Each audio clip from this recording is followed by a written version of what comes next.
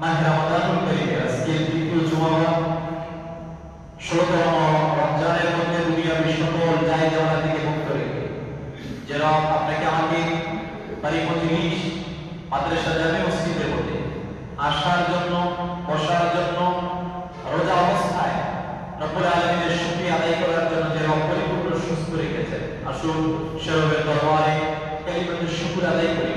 হৃদয়ের মণিপুরা থেকে শরীরের সবটুকু আওয়াজ উজাড় করে সিংহ সাতুরের উচ্চ আওয়াজে একবার বলি আলহামদুলিল্লাহ।